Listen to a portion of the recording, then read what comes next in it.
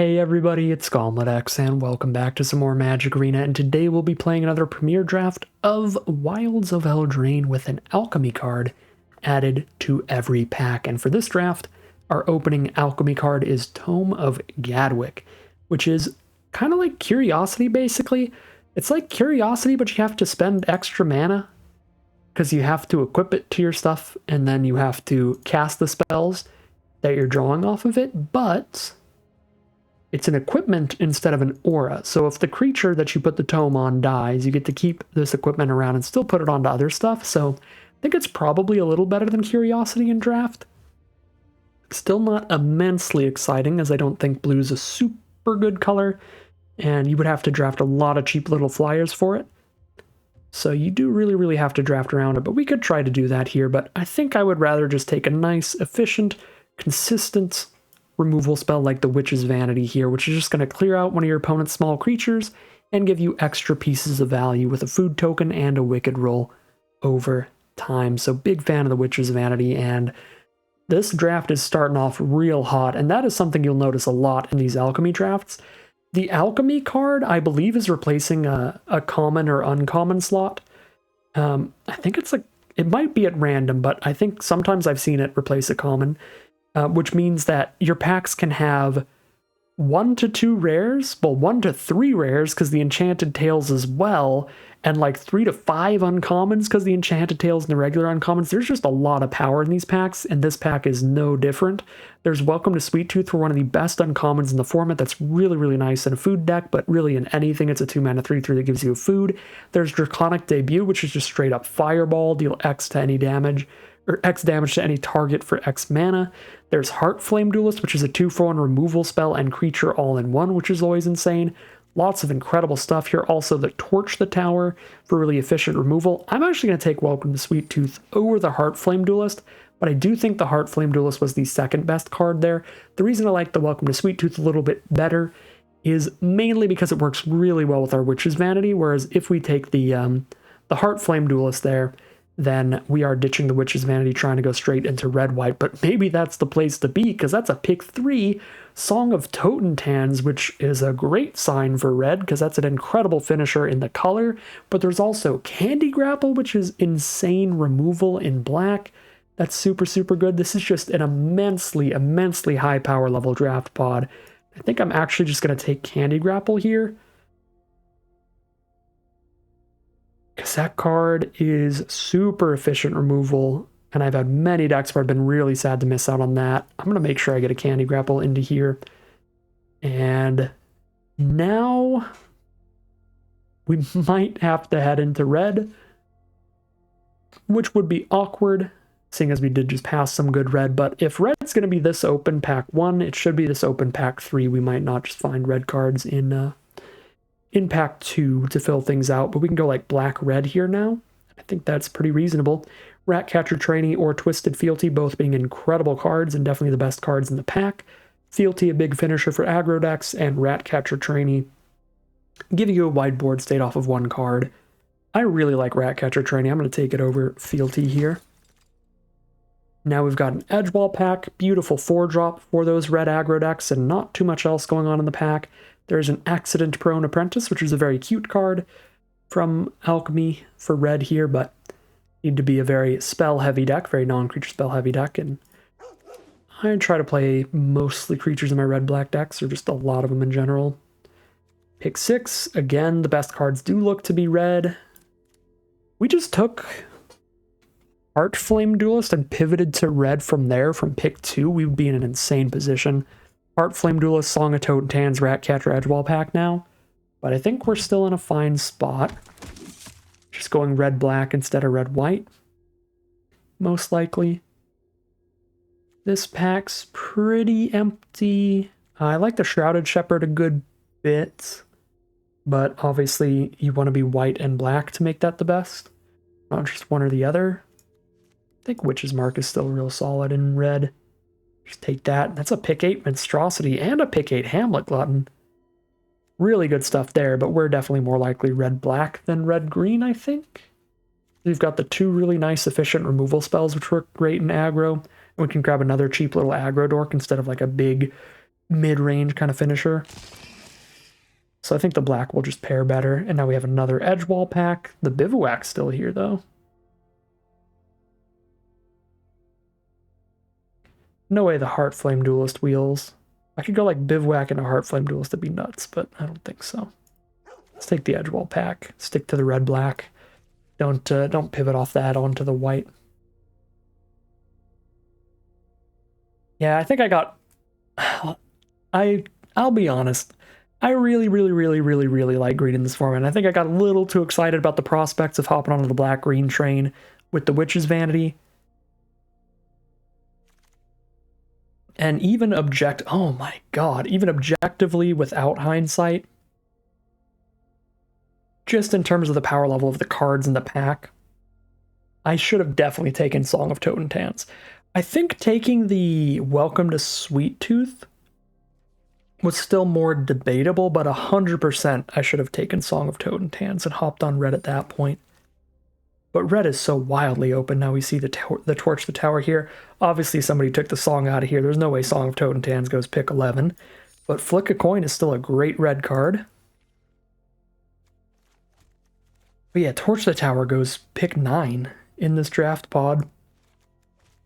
We are not allowed to play black-green food as much as I kind of wanted to here. We just have to play our third red draft of the Wilds of Eldraine Alchemy drafts. Just keep playing red, that's what you do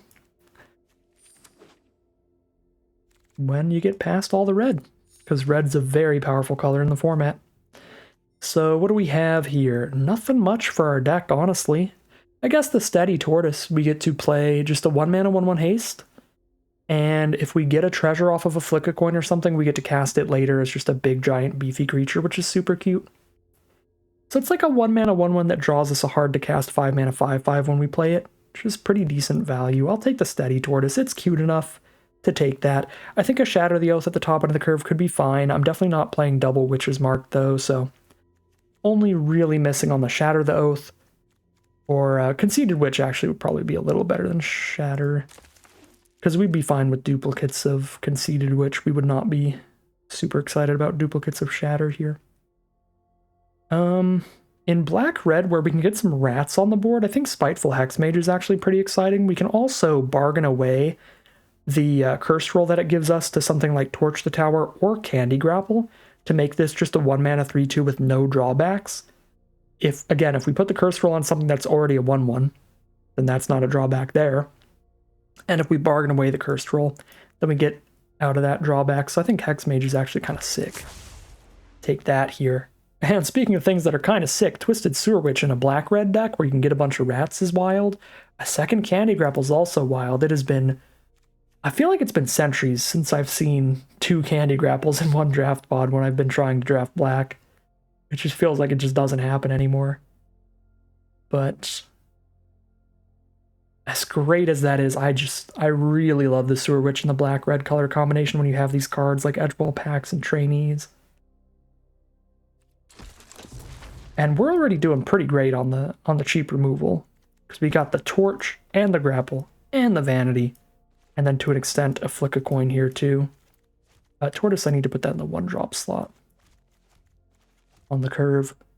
This pack is not much. There's a Conceited Witch or a Merry Bards. These are both fine. Conceited Witch is a little more flexible, so we'll go for that one.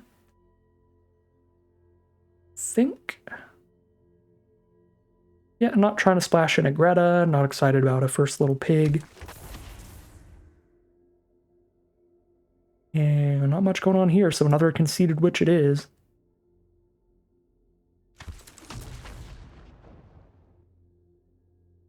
Tempting Apple's a great finisher for these kind of decks. Once your opponent drops their big old Hamlet Glutton to try to stabilize, you just kill them with it. Do like that as a finisher. Take a Battle Garb. I don't think we're trying to put that in this deck, but we could if we are low on playables. Probably trying to cut the Dragon Mantle as well. We're not going to be that wildly heavy on red. Pick 8 Ratcatcher Trainee. Join the team, baby. You're very good with Twisted Sewer Witch. And I was starting to get a little sad about our card quality pack 2. if we're lucky, and pack 3 goes how pack 1 went in terms of how open red is, then this could be an absolute banger of a deck. Yeah, we're not moving on to white, even though that is a pretty late hopeful vigil, so let's just throw an Ariet's Whisper into the sideboard. Don't think I'm playing it. I'm definitely not playing 2 copies of Witch's Mark. It's the kind of card that's pretty bad in duplicates. I guess you can just discard the second copy, but you really don't want to hit like multiple cards that aren't affecting the board in one of your hands. I'm going to take Grabby Giant over Flick a Coin. This is a pretty impressive card that I not gotten to play as much as I would hope. It's like the flexibility of it. Plays really well. Once you're flooding out, you're drawing a bunch of extra cards off of it. Early game, you can just treasure token into playing it turn 3 if you just want to beat down. And of course, you get that treasure token to cast cards like Steady Tortoise off of just treasure splashes, which is cute. We can play the Apprentice even if we don't have the mana for the Adventure. Probably shouldn't play it without the mana for the Adventure, but theoretically it's going to play as a 2/2 or a 3/3 pretty often. Even without a super high non-creature spell count. Alright, pack 3, what do you give us? Nothing. Well, there's a Minstrosity. That's not nothing. Nothing great, though. I guess I could splash the Troll in off of treasures. Got 1 Grabby Giant, 1 Flick a Coin. It's kind of a hard splash. Just 2 treasure tokens. Does make us be more mid-rangey to have that powerful card in the deck rather than pure aggro. I'll speculate on it. Try to get it in here. Get past the pick 2 Red Cap Gutter Dweller. You love to see it. That card is insane. Jouster also looks pretty insane, but Red Cap Gutter Dweller I think is a bit better because it spreads that board wide where even if it dies, you have those rats left over. Technically, if the Jouster dies to a removal spell, you still have the equipment left over, but they cost a bunch of mana to move around, and I think it's a little less exciting than the Gutter Dweller, because Gutter Dweller is also like an insane card draw engine, and can do some wild stuff there. Really happy to take another Red Cap Thief for this deck, because we have that potential Fawn's Bane Troll Splash, so just the more the merrier when it comes to treasure tokens here. Now we've got a 2-drop Alchemy rare, a 2-mana 2/2 with Fire Breathing. You can reveal it from your hand. Wait, what? 3 mana, reveal it from your hand. It perpetually becomes a dragon, gets +3/+3 and flying. So you can play it as a 2-mana 2/2 with Fire Breathing or a 5-mana 5/5 flyer with Fire Breathing. Good lord, that is nuts. Yeah, we're taking Heir to Dragonfire here. That's a good one to have. That's a good one to have. All right, this pack is Absolute Nothingness. We'll take the Bellowing Bruiser in the 5-drop slot. And if I didn't get so married to that green-black early, this is a bit of a learning moment draft for sure. Don't draft to your preferences that much that you take the removal spell over the Song of Totentans, the Candy Grapple over it, I think. Because if this deck also had a Song of Totentans, that would be nuts. And then I was going to say, we also could have had a Heartflame Duelist, but that's just a 3-mana, 3 damage at instant speed, so that's not that crazy. But then we got it anyway, so I guess we could have had 2 of them. Yeah, 3 mana, instant, 3 to any target, good card, and if we randomly have a treasure token left over, then it becomes a great card. We'll certainly take that. Nice, efficient little burn spell, removal spell there. This pack has nothing. We'll get one of the uncommons that's sort of on color. We've got enough playables now. I'm not going to play the Stingblade Assassin or the Accident-Prone Apprentice.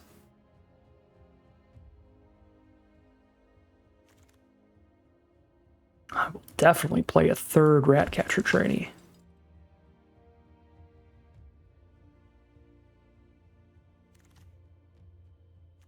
I don't think I have room for Merry Bards. We cut another 5-drop, cut that Bruiser too. And Dragon Mantle. Do this in 16 lands, make it a real quick deck build.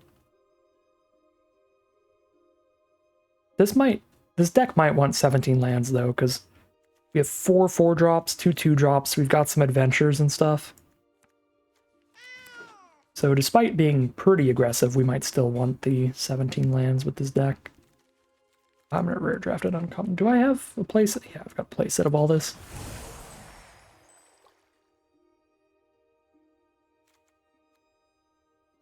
But yeah, with the Tortoise Adventure, that also is another 5 mana thing to do after later in the game. Grand Ballgast, I definitely want some more 2s over another 5. So late for that Grand Ballgast. This is like the magical Christmas land dream draft pod in the set. Red is like not supposed to ever be this open. I should have taken that pick 3 Song Totentans as a massive, massive sign and just immediately jumped on the red. I'm glad that I did. I just think it took me a little too long to break off for my first couple picks.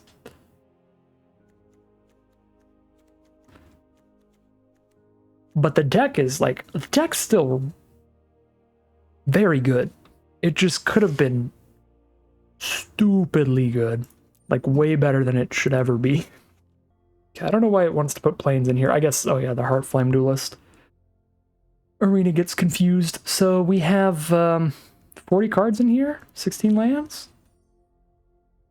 15 lands would give us the 40 cards. So we want to cut a couple.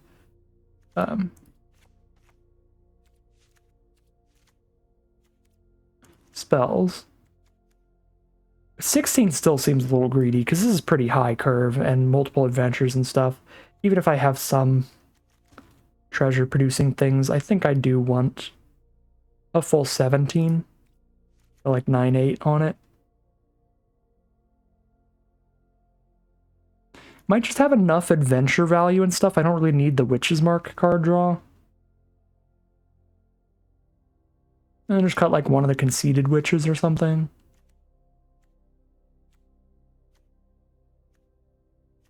I have so few like places where I have room to cut something. I could cut the Steady Tortoise, but it's, I mean, look at that Mohawk. Look at that thing. I'm not cutting the Steady Tortoise. Just our 1 mana 1/1 that sometimes gets to play a really cool big creature later. Yeah, let's do that. Let's cut a Witch's Mark, cut a Conceited Witch, and just call it a deck there. Alright, and here we have the final deck list for today. We're on a red-black aggro deck with a tiny splash for some green off of some treasure producers. So we have a lot of really great aggressive red creatures, some solid efficient removal, and some bombs on color and off color. We've got a nice aggressive curve with cards like Harried Spearguard, Spiteful Hexmage, and Steady Tortoise, spitting out some cheap creatures. We've got plenty of 1/1s in the deck between cards like Spearguard and Tortoise and some rat tokens, so we might be able to put this Curse Roll onto a 1/1 of some kind and have no downside to the Spiteful Hexmage, which could be pretty sick. At 2 mana, we've got a lot of great attackers like Minstrosity, Grand Ballgast, and some Ratcatcher trainees. We also have this Heir to Dragonfire, which we can just curve out with on turn 2, or we can reveal it from our hand later for this to be just another, basically 5-drop bomb, a 5/5 flyer with fire breathing that can really get a lot of damage in. At 3 mana, we get some more treasure production with Redcap Thief, and we get the Conceited Witch for a nice miniature 2-for-1. Heartflame Duelist is going to be one of our removal spells in the deck that sometimes will have a treasure token to cast the creature half as well to get a 2-for-1. And when we get to 4 mana and up, we get some crazy things happening. We, of course, have double Edgewall Pack to get that wide board state, Grabby Giant for another treasure producer, and then we've got Redcap Gutter Dweller for a massive bomb, providing us with 2 rats, letting us sacrifice creatures to draw extra cards, buffing itself up, all kinds of wild stuff that the Gutter Dweller does as a card draw engine, as an army in a can, as just a single-handedly super big creature with those +1/+1 counters. Gutter Dweller is just excellent. We also have Sewer Witch, which is going to buff all of our rats with wicked rolls and give us another rat when we play her. So she's going to be getting a lot of extra damage in there with the amount of rats we have from Edgewall Packs, Red Caps, Ratcatcher trainees. And then we also have the splash for the Fawnsbane Troll at the top of the curve as this big 5/5 that can fight off with something one time and fall down to being a 4/4 again. So really, really high card quality here.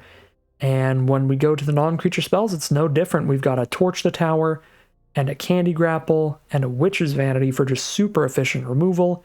We've got that 3-mana Heartflame Slash as well, and a Flick a Coin to get another treasure in the deck, and an Ariet's Tempting Apple to finish off our opponent, even if they play a very big blocker to try to stabilize. So the deck looks really, really strong, and had I hopped into red a little bit sooner, it could have been even stronger. We had an option to pick up a Song of Totentans that I denied, that I'm going to be beating myself up about throughout the draft here mentally, but the deck we've ended up with is still quite powerful, and I'm very excited to see how it does as we head into the gameplay. Here we are for game 1 on the draw, and not really doing anything till turn 4. I think this hand is much slower than the average hand we're capable of, and probably a little too slow for the format in general. With a deck like ours, I guess we have enough bombs in here, we could still try to just like flick a coin and try to get there off individual card quality over time, but don't love starting with this little things to do early in the game, or this few things to do early in the game, so I'll take the mulligan here. And this looks just as bad because we are on a mono-colored hand now. And again, it looks worse than it is because Heartflame Duelist looks white and Steady Tortoise looks green. But really, it's 3 red spells. Sorry, it's 4 red spells and 1 black spell. But still, 4 red spells and 1 black spell with 2 swamps and no other lands is pretty bad. So I feel like I've kind of just been forced into double mulligan here, which is a real bad place to start. But I think I'm getting rid of the 1-drop, and I've just been pushed back into the position where I have to just try and grind out a lot of value over the course of a long game anyway. So the initial hand, I guess, was the keep. Just the awkward do nothing till turn 4 hand. But I think this is what we keep out of this hand. Although, because we know we can get the treasures, maybe we ditch the trainee and just try to make the tortoise super, super big. Be kind of cute. Yeah, I don't know if this is going to go any better for us, but we know we're going to have the treasures to play the tortoise later, so this kind of makes up for a little bit of being down 2 cards, where this is going to count as 2 cards, because we're going to play the tortoise and the hare. And the tortoise is going to be big. It's already going to be a 4/4 at least when we play it. We attacked once, and if our opponent doesn't kill the hare immediately, Spiteful Hexmage is probably one of the best draws in our deck, because we've got the 1/1 on board to put that Cursed Roll onto. There's the Root Rider Fawn from our opponent, so we don't really want to attack into that with a 1/1, so let's... Yeah, I think it's pretty reasonable. Let's play a 1-mana 3/2 and attack with that next turn.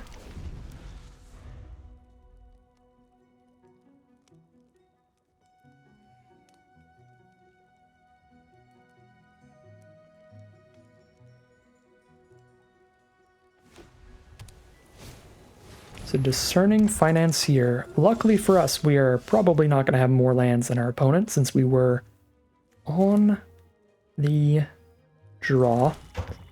So they're playing their lands first. Send the Hexmage in. We're pretty happy with whatever trade would happen here, and we want to keep triggering the Steady Tortoise. And we are just going to straight trade for the Financier. So we pass the turn holding up the Grabby Giant's treasure, or the Flick a Coin treasure, or do I just play a 3/1 instead? 3/1 can attack into the Fawn on board. And I won't be able to play Steady Tortoise next turn unless I draw land anyway, so not only would I have to spend the treasure, I'd have to spend the treasure and get lucky drawing specifically a land, so let's go for the Monstrosity, something I can just jam out right now. And know that I'm quite likely doing something with it next turn.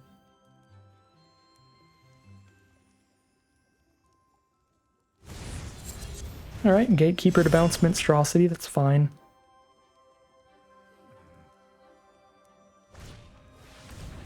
Troublemaker, oof, for a 2/2 as well.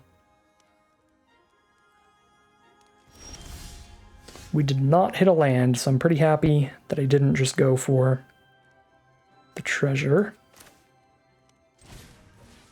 Drop a Spear Guard.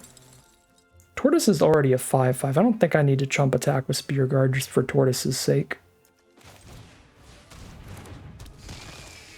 But I could try to work its way up to a 7/7. That's bigger than the Gatekeeper. But if I need to do that, I can also do it later. It's only 2 more attacks until it's a 7/7.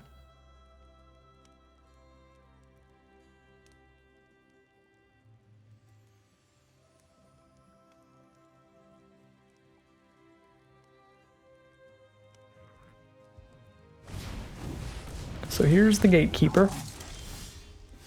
Find a tempting apple, but I do not have the mana for that. It's a very threatening card when we do. At some point I have to just flick a coin in their face just to draw the card and try to draw lands. That point is honestly probably now. Main phase, so if we hit a land we can play it this turn, so that if I hit another land next turn, I can play a land for turn next turn as well.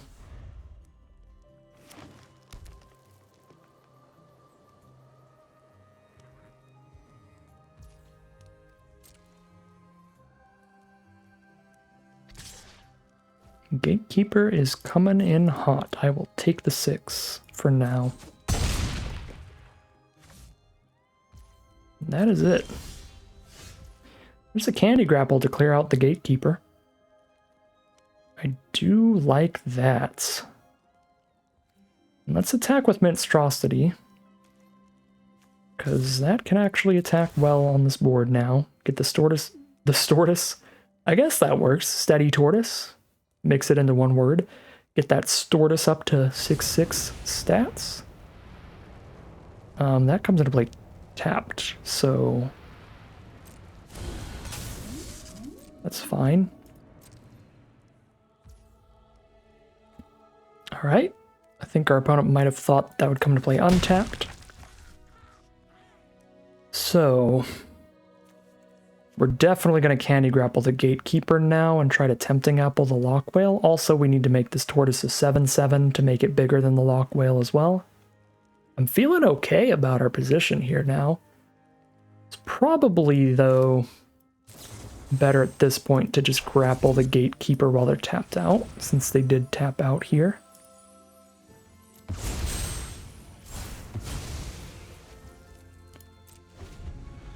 So we can know that that is chill to resolve.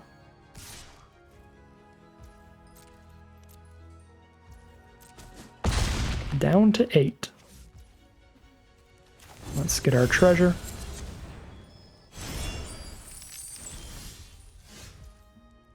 So Fawn's Bane Troll, but that is not big enough to deal with the Lockwhale, so we're just going to try to play the Tortoise here. We can't really play around their counterspell because the Tortoise has been revealed all game. If they have the counterspell, they're going to have it up.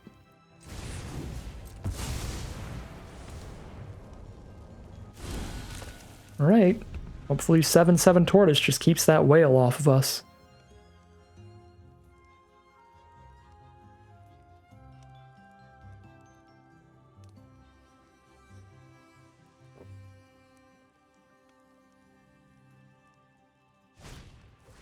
Tome of Gadwick. That could be an issue if they clear out the Tortoise, but we've already got enough issues if they clear out the Tortoise in the first place. Alright. Makes me feel like a trick is coming here.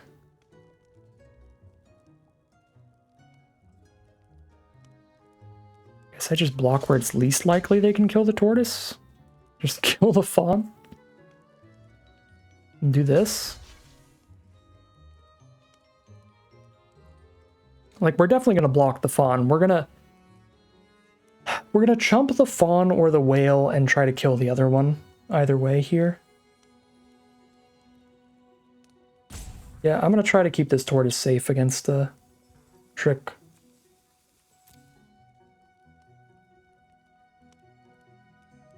He's still just dead to a trick? Oh, it's the new one that makes it a 1/1? Oh, but the perpetual gets around that? Wait, no, the ward. They didn't pay for the ward. Oh my god.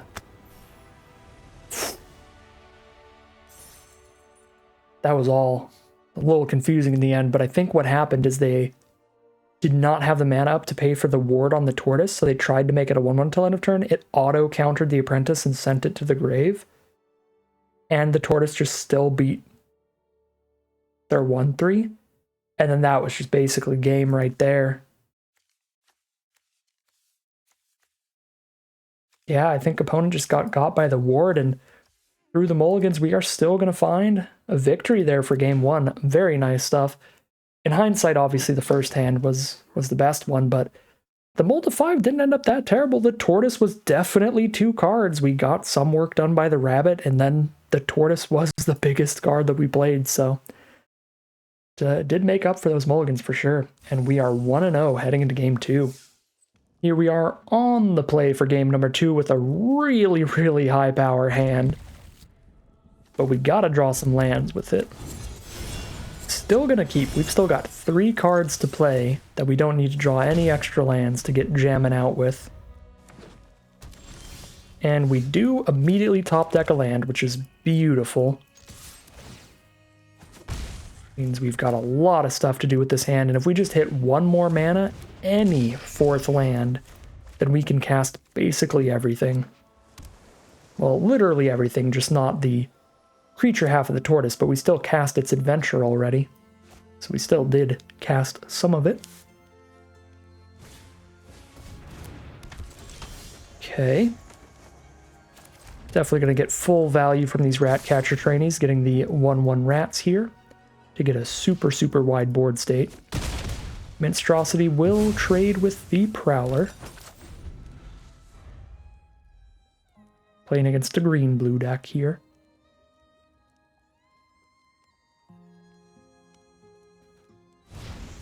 There's a Beanstalk Worm. They're going to plant some beans to play an additional land this turn, so they can have 4 mana total, 4 lands on board. Alright, 2 forests, an island, and a plains on board now for our opponent. And Mosswood Dreadknight, fantastic card. But they don't have the black mana, so not as crazy as it can be. Just to keep triggering the tortoise, is it worth sacking a 1/1 to hit them for 2? I don't think that's horrible. Sack a 1/1 to hit them for 2 and make tortoise a little bigger. Just play a Ratcatcher trainee this turn.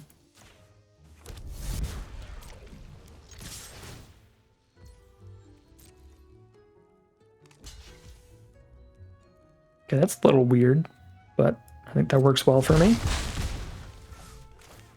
The one value of keeping my Curse Roll around is to bargain it away, but I already have a food to bargain away if I need to. And then I can keep my board state just as wide. I think generally the 1/1 that can block is still better than a 1/1 rat with a Cursed Roll on it. So happy to keep the 1/1 on board here. And now we're certainly just slamming down the Gutter Dweller. Getting a mega wide board state. Even if they kill Gutter Dweller, we'll still have tons of creatures out here. Our tortoise is already a 7/7 if we ever cast it.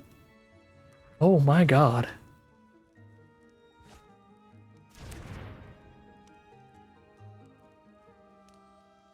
This steady tortoise is actually sick. I've played against a lot of copies of this, but I haven't gotten to cast it myself yet. And I feel like I just never ended up being that worried when my opponents had it in exile, because they just never found the mana for it, but actually keeping my eye on it, it is spicy. Opponent does find the removal just in time off the sleight of hand to dig for that graceful takedown. But our board state's wide enough, they can't really threaten to attack us that hard. I don't really think they can afford to attack with Beanstalk Worm, and they're down to 1 card left in hand. So we've kind of got the time here to try to find a treasure token to cast this tortoise and just start getting there off that. Now I can cast the Witch's Vanity. If I cast the Witch's Vanity, I don't play anything else this turn. But I think that's fine, because I get to kill the Dread Knight before they draw into their black source. Which feels like a pretty good time to kill it. And yeah, we're already in a position where it looks like this game is going to be going for a grindy long game, so let's shut off that long game value of the Dread Knight by killing it before they have the black source to cast it from grave.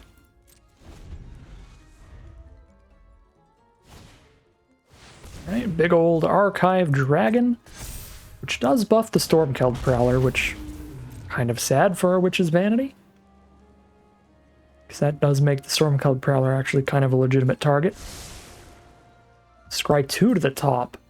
That's a really bad sign when your opponent is at the point where they're casting 6 drops and they scry both cards to the top. That means they had some good draws already set up there. And we might have some issues here.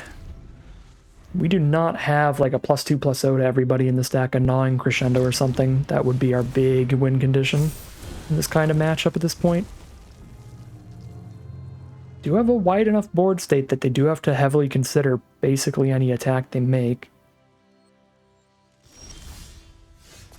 Which is nice. Get a Wicked Roll on the board now. Just put it on the Edgewall pack, right? Since that's got the Menace. Do have a discard a card, draw 2 in here, right? No, I ended up cutting that. So I think we play this land. I don't think there's anything in the deck to discard it. And our opponent's not on black to make us discard it. Let's get that mana out here.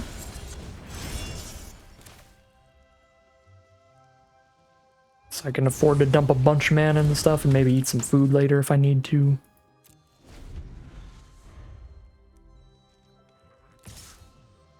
There's an attack with the Archive Dragon, and we'll see what the second card they scried to the top is here.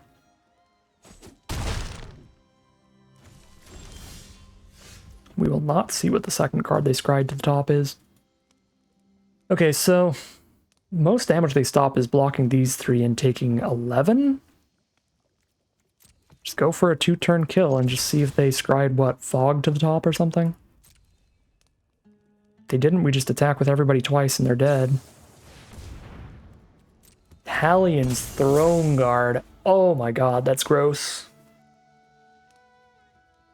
2/1 with flash that bounces a card makes it cost more as well. Does really ruin the combat math here.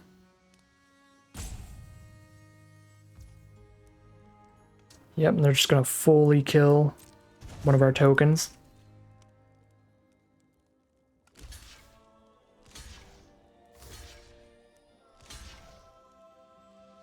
Go to 6.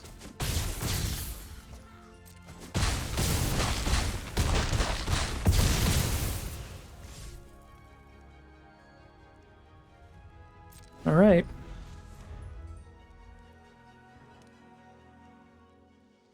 Yeah, I mean, that killed 2 more of our creatures than would have otherwise.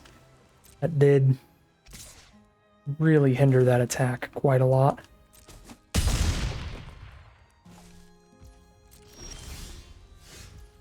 We are flooding.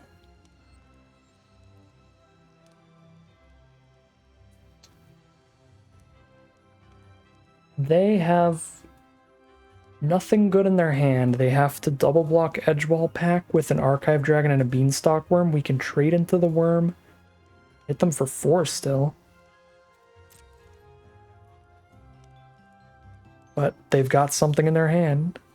Unless they're playing full control mode, that could happen. See what it is. If it's nothing, we're putting them to 3. Which is dead to one of our burn spells we can draw into. We do have a 3 damage burn that we can throw right at their face. Actually, we put them to 2 here, potentially.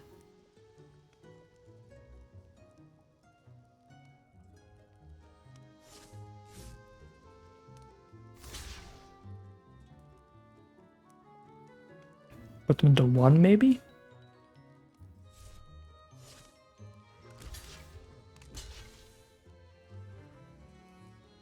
puts them to 0 on board, so they have something if they do that.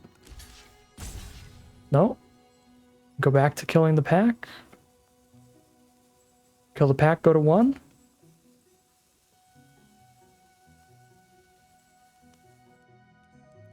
Okay.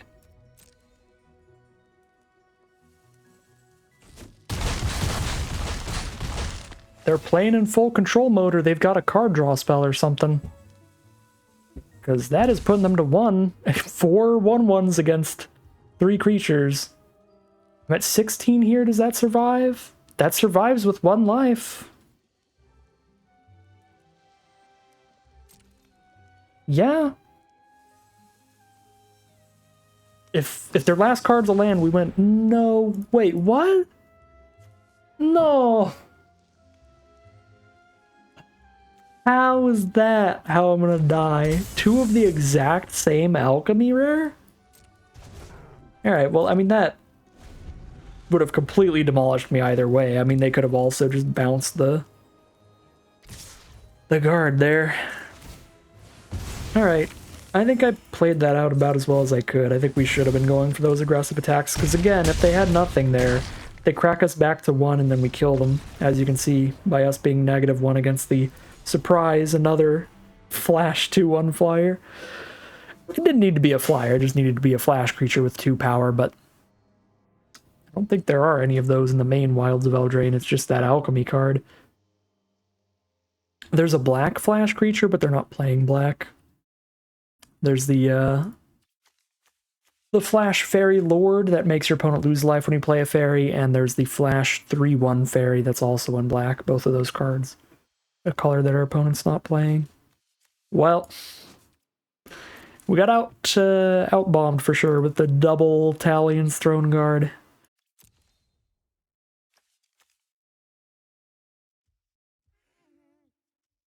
It was close to even, though. They played 2 Throne Guards and a Dreadwood Knight. We played a Hex Mage and a Redcap Gutter Dweller. Like 1 damage off, maybe.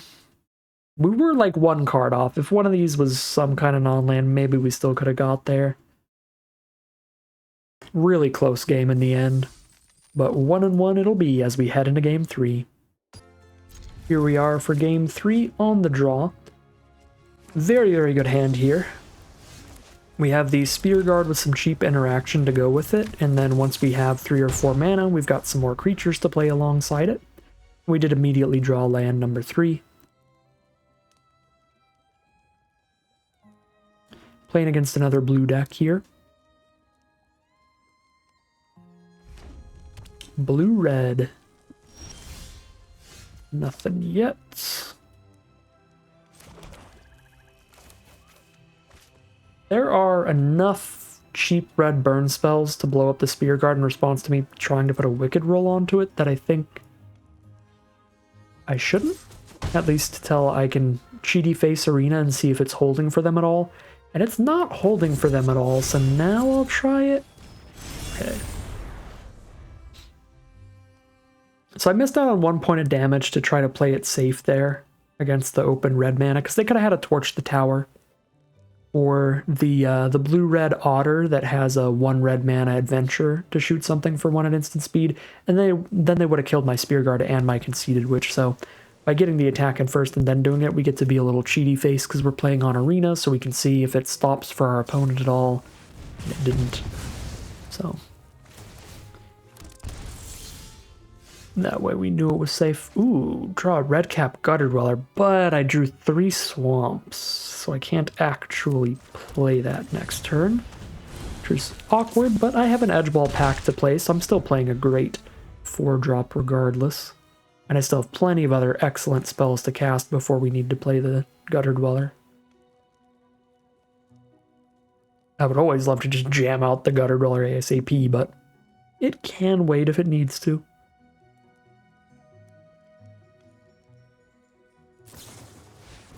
Another Firebolt. And we find Ratcatcher Trainee off the top. Let's just be mana efficient, play the biggest threats that we can. Keep jamming in with the rat tokens. If they keep trading 1-for-1 removals off into a creatures, then we're just going to keep hitting them. Because our creatures are spitting out like a rat or something. Ooh, there's the hatching plans to go with a potential torch the tower here. Sack the hatching plans, kill the edgewall pack, draw 3. Be pretty gross. Red Cap Thief is a sick little draw here, because that can give us the treasure token we need to play Red Cap Gutter Dweller next turn, so I am going to jam that out. Main phase 2. They are down to 10, and here's the Red Cap Thief. If we top deck another mountain, I am going to hold on to this treasure much as I can, so that I could play the Heartflame Duelist to shoot my opponent in the face, and also play the Duelist itself to have a 3-1 on board, too. Alright, Stone Splitter Bolt, sacking the hatching plans to draw 3 and kill the Edgewall pack. And they didn't draw land in the top 3, some rough luck for our opponent here, but we'll take any advantage we can get and slam down. Well, 1, 2, 3, 4, 5, 6, 7. I could put them to 3 if I just shoot them in the face with Duelist, but can also play the Gutter Dweller.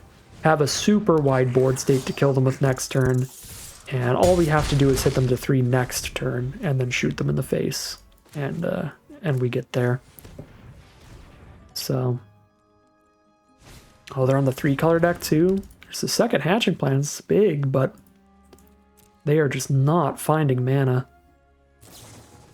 There's the Torch the Tower to immediately draw 3.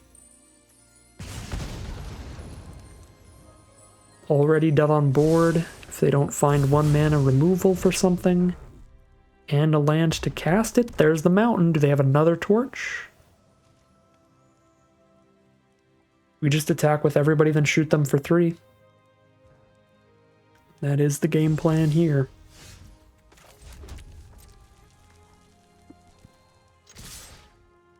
Now I can even flick a coin and Heartflame Duelist to hit them for 4. They do find the torch. And this is going to be one of the worst feelings ever for our opponent. One of the least fun cards to die to. A single penny getting flicked right at their forehead. Really rough game for our opponent there. They just got super, super unlucky with those draws, mana-wise. Obviously, like, they kept the 2-lander, I think. Or 3-lander, I don't know, 1 or 2 of those. But drawing like the extra 3 off the hatching plans and getting like Torch the Tower scries and stuff, it's still not finding the land to play until the second hatching plans gets cracked. That was just disgusting. So just unlucky stuff for our opponent. Does get us a free victory for game 3, and we are 2-1 heading into round 4. Here we are, game 4. This is either a slam dunk insta-mulligan or a greed keep, because oh my god, if we have a mountain. If we find a mountain by turn 3, we just go pest problem turn 3, pest problem turn 4, and just make all the rats 2/2s. How many mountains do I have in here again? I've got 9 mountains in here. 27% of the cards left are mountains. I'm just going to be a greedy Gus about it. It's too cute. I can't not. I can't not. We have the potential to have 4 rats on the board by the time I play a Sewer Witch. I really, really can't resist.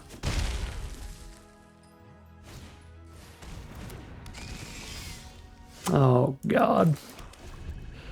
I think we were like 4 times more likely to hit a red source than a black source there.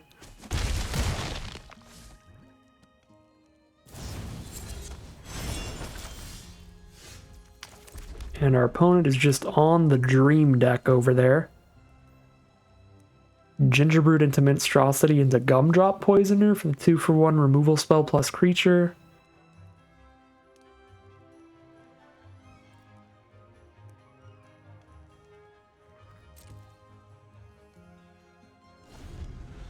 Kind of feels like I maybe have to play a trainee just to trade with Minstrosity on blocks, but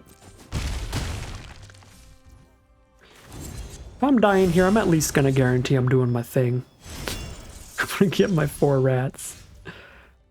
Okay. Red Cap Thief's actually very, very, very legit.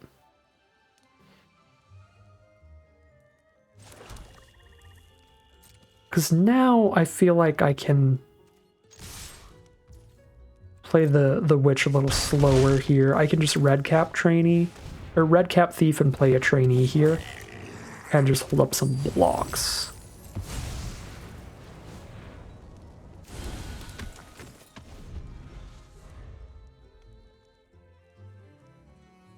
Because we also saw that they're stuck on 3 lands, they just have 3 swamps and they stopped there.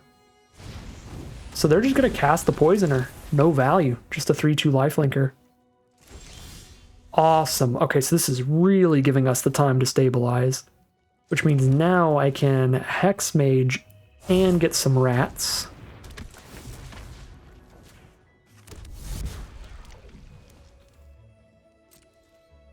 I'm at 10 life here.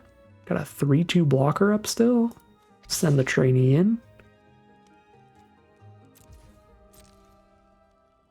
Chip in for a couple points here.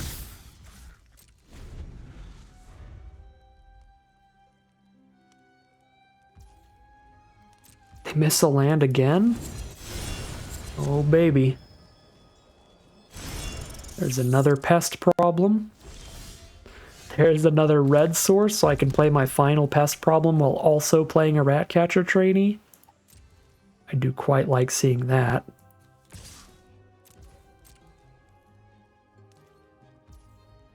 Two damage with the Ratcatcher trainee. Play another one.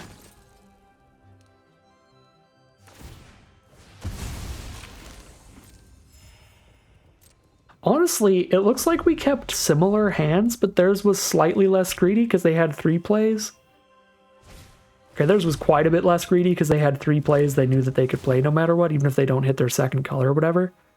And I was just like all in on hitting the second color.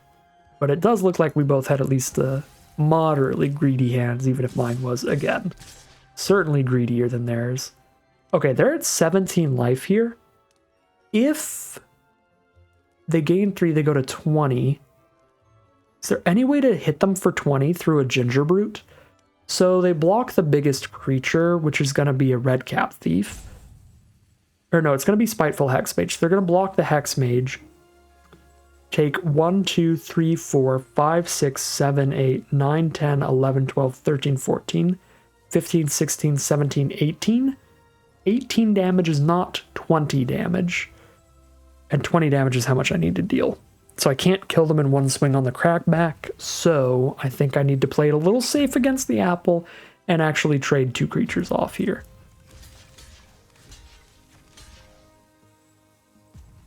And then try to kill them in 2 attacks instead.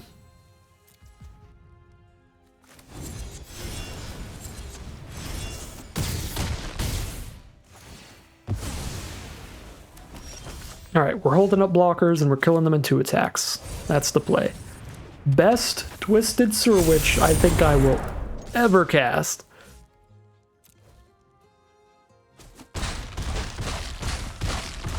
Alright, they have 1 turn to kill me, or they are mega uber extra dead. And that is the concession. I had to try it. I had to try it. It was probably not correct to keep there. But we drew the mountain and we got to cast the best Sewer Witch ever. And that was enjoyable. So we are 3-1 now, heading in to game number 5. Here we are for game 5. We've got a turn 1, 1/1 haste, turn 2 Ratcatcher trainee. Any land gives us a turn 3 pest problem. If we don't hit a land, we can just play 2 trainees in a row. If we hit some black sources, we have excellent plays later. I'm gonna keep this. Obviously, there's some risk involved in this one, but we've got the nice early game plays.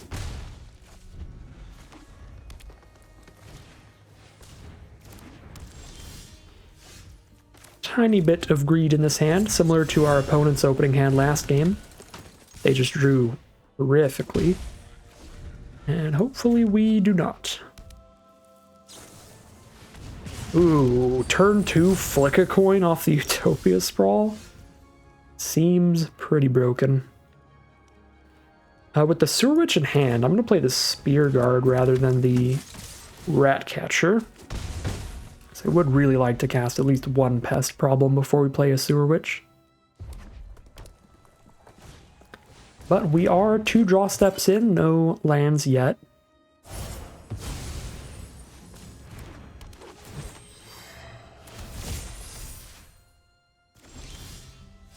There's a land. It's not a black source, which is not perfect. And they have just cast a must-kill card. If we don't kill this, they're just going to completely take over the game with a mountain of card advantage. Just an insurmountable heap of extra cards being drawn. So we gotta find that candy grapple mana.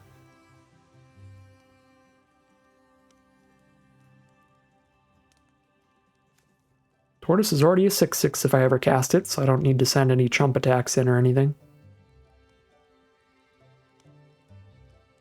Is Curse of the Werefox here while we're tapped out? There's nothing good to kill. No, it is a stolen goodies. We find the black source, which is beautiful. Now we candy grapple the Archivist before they draw any cards off of it, and we're just chilling, hanging out with our opponent.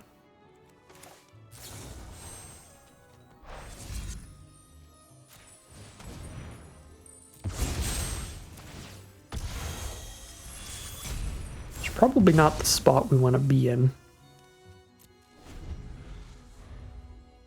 Because I don't know, they've got Utopia Sprawl, they've got more fixing with this, they've probably got a little bit beefier endgame than us on average. Just being in green in general, having Hamlet Gluttons and stuff at the end of the curve, is probably in our best interest for the game to go faster rather than longer, and we do not have a way to speed it up. It's going to be a long one, which means I think we're just going to slowly start dying on average. Hopefully not this time.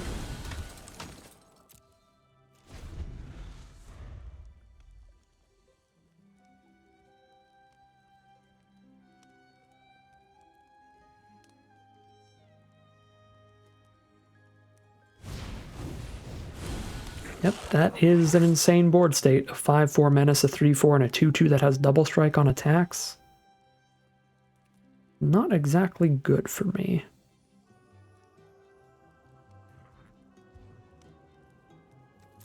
I'm trying to find crackbacks here, especially against their open mana. Feels like a lot could go really poorly if we try to do the double block. No second black source for the Sewer Witch here. So, can't cast anything.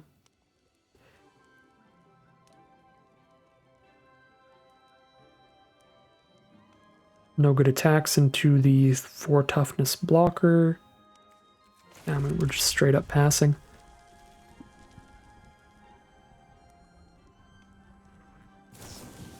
There's the flick a coin on the rat catcher.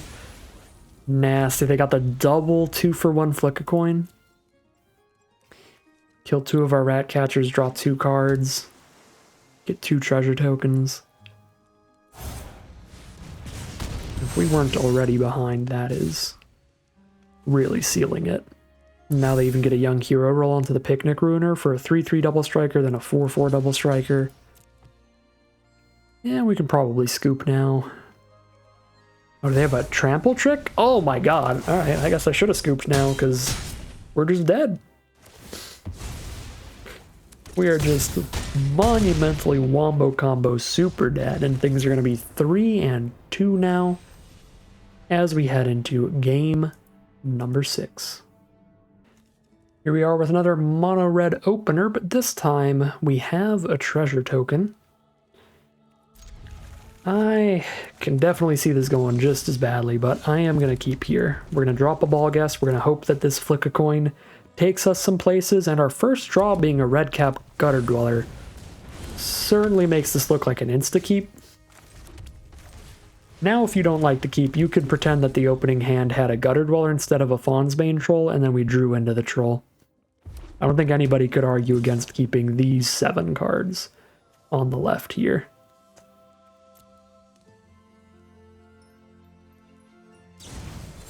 Ferocious Werefox immediately get that extra toughness around the flick a coin, which is sad for us. So we duelist away the 3/2 body, most likely. Because I can still just play Gutter Dweller next turn even without a treasure token, so I don't see the need to do that.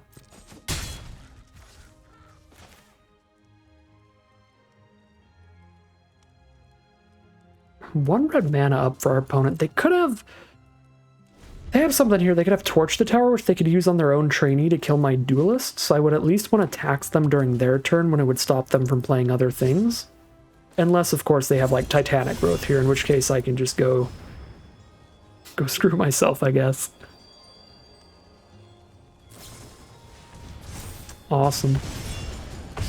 I've not seen a Titanic Growth in, like, 50 games of this format, so I thought it was a little safer to play around the Torch the Tower. But we do get punished a lot more by Titanic Growth than we would have been by the Torch the Tower there. So I probably should have just bitten the Torch the Tower bullet and let them put my Heartflame Duelist in my grave, because it's not like I can cast it reliably soon. I have to wait till I flick a coin and then I can cast it anyway. So yeah, we should have probably just done that during our turn.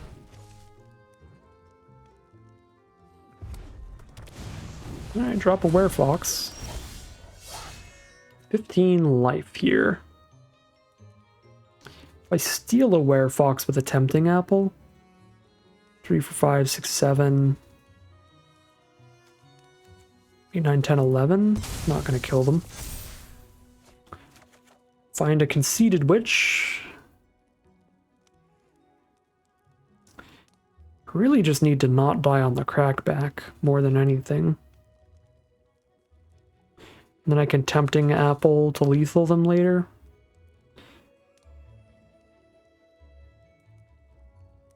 But their whole board has trample. I don't even know how realistic it is to not die on the crackback. Just play a 4/3 as the best bet. I guess I poke them with only Gutter Dweller and play a 4/3. Yeah, that feels the safest to not dying on the crackback. But I still just die if they, like, Torch the Tower my Grabby Giant. And then... Well, I guess if they Torch the Tower the Grabby Giant, then they don't have a monster roll on the trainee anymore, so it's not lethal damage. We'll see.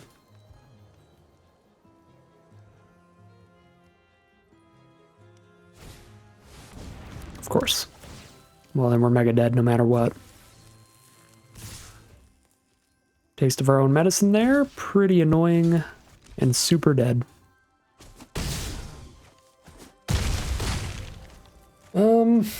So if we had... Yeah, I mean, it does come down to that Heartflame Duelist play. If I didn't play around Torch the Tower, and I just let the Duelist go to grave, which I think I should have been doing anyway, because again, we weren't going to flick a coin for quite some time, so it's not like I was casting this Duelist anytime soon. I should have just slashed the trainee earlier. Because the only thing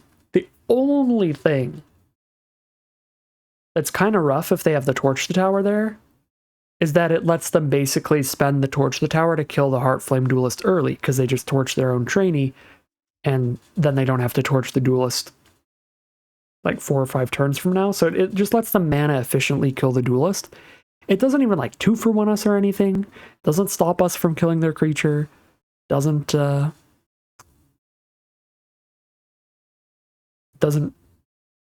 like kill this when it wouldn't have killed it later in the game. It would have still killed it with the 2 damage. So I just got 2 in my head about playing around stuff when it's like the upside of playing around Torch the Tower is so minor. So minor versus the downside of not playing around green pump spells, like giving it hexproof, giving it +4/+4, something like that, which they were tapped out from doing. They just had 1 red mana up when I could have just done this during my turn. So we took so much more damage from the Ratcatcher trainee than we needed to. We honestly probably would have just won the game if this trainee was actually in their grave. I guess we'll never know, because then they would have still had Titanic Growth. They wouldn't have had to blow it immediately. So they could have really found lethal out of nowhere. So we I'm going to say like 60-40 we would have won that game. But now thinking of that, the fact that they would have had the mana go like Tempting Apple and Titanic Growth in the same turn, stacking that much extra damage at some point, or just Titanic Growth at some point with a Trampler when I try to kill it, and then Apple the next turn still. Like, Titanic Growth plus Tempting Apple is like such an insane amount of extra damage out of nowhere that we very well could have still just died. Absolutely out of nowhere. But without the trainee on their board, it would have been slower. We would have had extra turns trying to turn this Gutter Dweller into like a lethal kill with our own Tempting Apple. So that played out really, really poorly, and I really shouldn't have been trying to play around to torch the tower.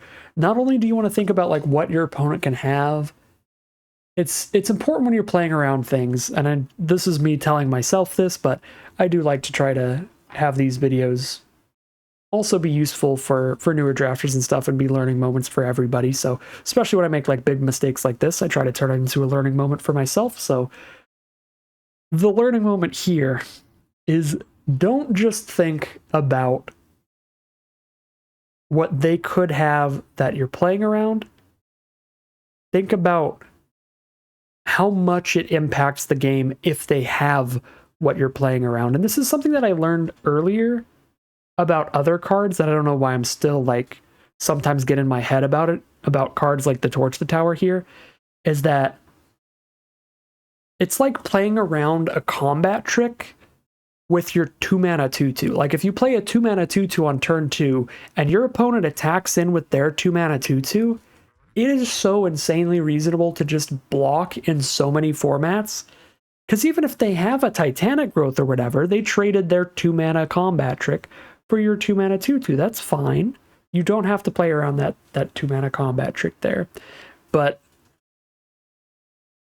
sometimes you just get in your head so much about like, I want to play around everything. They've got 1 red mana up. What could that possibly be? That's got to be a Torch the Tower. If that's the Torch the Tower, then if I target the trainee with the slash, they can Torch the Tower their own trainee, and that way they've killed the duelist preemptively, so they don't have to spend mana on a future turn to kill the duelist. Really minor upside to playing around that Torch the Tower versus the upside of killing trainee when they're tapped out of green spells. So that's the big learning moment there. I don't know if I explained it particularly well, but it's not just about what spells they could have for you to play around. It's about how impactful those spells are to play around. If you can play around something, but you're only getting a tiny advantage by doing so, think about what's the advantage you gain by not playing around that, which here would be if we didn't play around the Torch the Tower, then they wouldn't have all their mana untapped. It's a pretty big advantage. We play around so much more by killing the trainee main phase than we would have by killing it during their turn. So, like, it's already got a roll token on it and everything, so we know they're not going to try to put an adventure on it and we get a 2-for-1 kill on it or anything. So, yeah, that was very bad. That was the worst play of the game that could have very much impacted the game here. Again, don't know with 100% confidence we still would have won, because then they still would have had growth, and this stacks up to so much out of nowhere. We very well could have still lost, but the game would have been considerably farther in our favor than it ended up being. And yeah, some rough lines in the last game, going to get us a preemptive loss, even if it would still be a loss in the end, and drop us down to 3-3 here. Not incredible. I think definitely this is one of the loosest drafts that I've had in a while. I think we've had a few gameplay errors and a few drafting errors that were pretty massive here. The two big things that I really would change are, again, playing around that Torch the Tower. There's just no reason to. If they 1-for-1 Torch the Tower, the duelist, whatever, that's fine. So that was a horrible, horrible play. And the other thing was, during the draft, getting a little too excited, a little too tied to that green-black deck from the start, when I should have just taken a Song of Totentans and had the double bomb here. Could have even had double duelists, but I don't actually think this deck's really any better with 2 duelists. The duelist is not that exciting. It just does the 3 mana instant speed, 3 damage. So that part I don't think really affected the power level of our deck really whatsoever. It's just the Song of Totentans part really did. Having a Song of Totentans would have upped the power quite a bit. And if we had a Song of Totentans as well, maybe the deck's even just balmy enough that we just don't even dirtle around with green. We just do this and just use the treasures to splash in the Duelist. Yeah, I guess if you think about it that way, had we taken that first Duelist over the Welcome to Sweet Tooth and then taken the Song of Totentans, maybe this deck becomes double Duelist Song of Totentans over these green cards and whatever our weakest red card is. So, yeah, 3 and 3. Kind of sad to see with how good this deck was overall and with how good it could have been in this draft pod. But being the worst that we've done out of these Alchemy's drafts, not bad at all. That still keeps us at an incredibly positive win rate overall. So I will take it. Little bit sad we never got to play with our Heir to Dragonfire. I think this card's insane. One of the best cards in the deck, and as tends to happen, that means we don't draw it a single time. Every other card we did get to play with, and they did do some work. Yep, literally every other card we cast, so sad day for the Heir to Dragonfire. Sad day in general for the deck at 3-3. Not that 3-3 is a bad run at all, but I just think for the deck that we ended up, 3-3 is a bit on the lower side. I would expect this deck to be around 5-3 on average. And for the deck that we could have had, I think this was a draft pod we could have been at a 7-win run for sure. But some draft errors and some gameplay errors do add up on us. And even in a great draft pod like this, that can kick you down to a 3-3 run. But that is going to end today's video. As always, I'd like to thank my patrons and YouTube members for their support, as well as you for watching the video. If you enjoyed this video and you'd like to see more like it, you can always like, comment, and subscribe to tell the YouTube algorithm to send you some more of these videos in your recommended feed. If you'd like to catch me live, you can check out the Twitch channel in the link in the description below, where I'm live every Wednesday. And if you'd like to support the channel directly, you can check out the Patreon link in the description below. But other than that, as always, thank you very much for watching, and I'll see you again soon for some more Magic Arena.